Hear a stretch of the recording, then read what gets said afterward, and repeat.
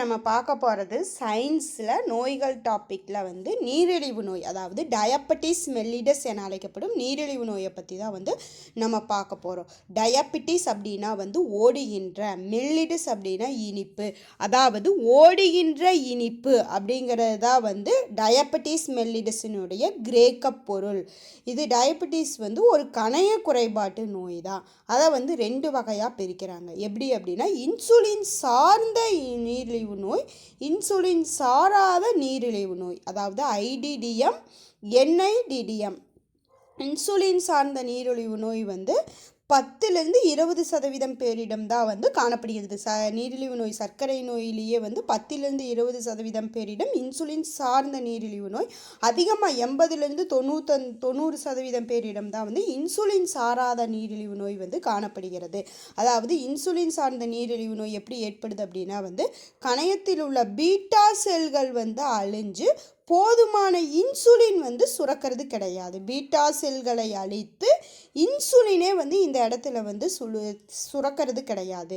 அதனால் இன்சுலின் சுரக்காதனால வந்து ரத்தத்தில் வந்து குளுக்கோஸின் அளவு அதிகரிப்பது, அது ஒரு வகையான நீரிழிவு நோய், இன்சுலின் சார்ந்த நீரிழிவு நோய். இன்சுலின் சாராத அப்படின்னா வந்து கணையத்தில் உள்ள இன்சுலின் அளவு வந்து போதுமானதாக இருக்கும். கணையம் வந்து இன்சுலினை சுரக்குது, ஆனால் வந்து அந்த இன்சுலினுடைய செயல்பாடு தான் வந்து குறைபாடாக காணப்படுகிறது. இதுதான் இன்சுலின் சாராத நீரிழிவு நோய். இன்சுலின் இலக்கு செல்கள் வந்து பதில் வினை புரிவதில்லை, செல்களுக்குள் வந்து குளுக்கோஸ் செல்வதை வந்து தடுக்கிறது.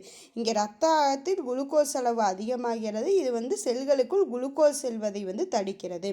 இதுக்கு வந்து சிகிச்சை என்ன அப்படின்னா வந்து இன்சுலினை எடுத்துக்கணும். இன்சுலின் சார்ந்தது அப்படின்னா இன்சுலின் தானே சுரக்கிறதில்ல, அதனால இன்சுலின் எடுத்துக்கிறோம்.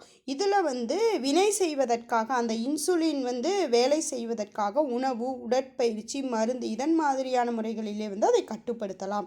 இது வந்து குழந்தை ப்ளஸ் இளம் வயதினரிடையே, 20 வயதிற்கும் குறைவான இளம் வயதினரிடையே வந்து இது அதிகமாக காணப்படுகிறது. இது வந்து வயதானவரிடம் 30 வயதுக்கு மேலே ஆச்சு அப்படின்னாவே வந்து இது காணப்படுகிறது.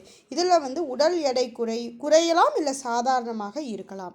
இன்சுலின் சார்ந்தது. இன்சுலின் சாராததுக்கு வந்து உடல் பருமன் வந்து அதிகமாக இருக்கும்போது இன்சுலின் சாராத நீரிழிவு நோய் வந்து ஏற்படுகிறது. அதனுடைய அறிகுறிகள், ஒருத்தருக்கு நீரிழிவு நோய் இருக்குது அப்படிங்கிறதுக்கான அறிகுறிகள்: ஹைப்பர்கிளைசீமியா. ஹைப்பர்கிளைசீமியா அப்படின்னா வந்து ரத்தத்தில் குளுக்கோஸ் அளவு அதிகரிப்பது, ஹைப்பர்கிளைசீமியா. அப்போ ஹைப்பர்கிளைசீமியாங்கிறது வந்து வகை 1.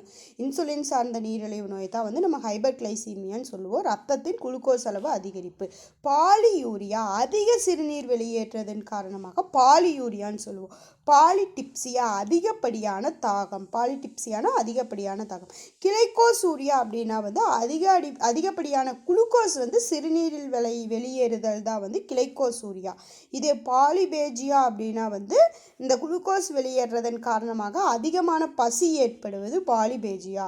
இது வந்து மேட்ச் மாதிரி கேட்கலாம். அப்போ ஹைப்பர்கிளைசீமியா ரத்த குளுக்கோஸ் அளவு, யூரியா சிறுநீர் வெளியேறுதல், டிப்சியா அதிகப்படியான தாகம், கிளைகோசூரியா அதிகப்படியான குளுக்கோஸ் சிறுநீர், பேஜியா பசி அப்படின்னு ஞாபகம் வச்சுக்கலாம். உணவு கட்டுப்பாடு, அதாவது மொத்த கலோரியில் நீரிழிவு நோய் இருக்கிறவங்க என்ன மாதிரியான உணவு கட்டுப்பாட்டு முறையை பயன்படுத்தணும் அப்படின்னா வந்து மொத்த கலோரியில் நாம் எடுத்துக்கொள்ளக்கூடிய உணவில் மொத்த கலோரியில் வந்து 50-55% கார்போஹைட்ரேட்டாகவும் 10-15% வந்து அமினோ அமிலத்துக்காக புரதம் எடுக்கணும். கண்டிப்பாக 10-15% புரதமும் 15-25% நல்ல கொழுப்பையும் வந்து நம்ம எடுக்கணும்.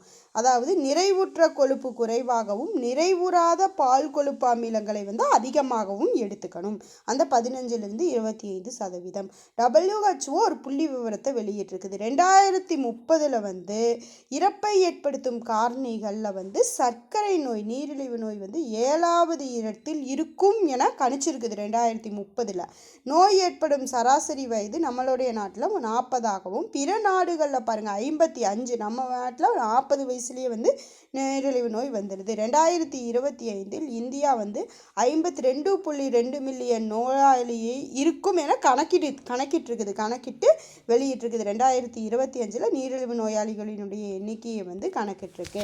நெக்ஸ்ட் வந்து புகையிலை வந்து நிக்கோடியானா டொபாக்கம், நிக்கோடியானா ரஸ்டிகா அப்படிங்கிற புகையிலை தாவரங்களிலிருந்து பெறப்படுகிறது. ரெண்டுமே நிக்கோடியானா, இது டொபாக்கம், ரஸ்டிகா மாற்றி மாற்றி கேட்கலாம். டொபாக்கம் ரஸ்டிகா இந்த 2 தாவரங்களிலிருந்து தான் வந்து புகையிலை தாவரம் பெறப்படுகிறது. அதில் இருக்கக்கூடிய நிக்கோடின் என்னும் ஆல்காய்டு புகையிலைக்கு அடிமையாடுதலை வந்து ஏற்படுத்துகிறது. அப்போ நிக்கோடின் தான் வந்து புகையிலைக்கு அடிமையாதலை வந்து ஏற்படுத்துகிறது.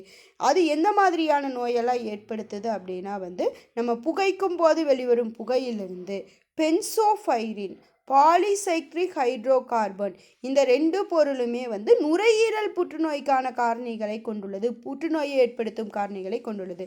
பென்சோஃபைரின் பாலிசைக்ளிக் ஹைட்ரோகார்பன் பென்சோஃபைன். நெக்ஸ்ட்டு எம்பைசீமாங்கிற நோய் எப்படி ஏற்படுதுன்னா மூச்சு சிற்றறைகளில் ஏற்படும் வீக்கம். புகைப்பதால் வந்து மூச்சு சிற்றறைகளில் ஏற்படும் வீக்கம் வந்து வாயு பரிமாற்றத்திற்கான மேற்பரப்பை குறைத்து எம்பைசீமா அப்படிங்கிற நோயை ஏற்படுத்துகிறது.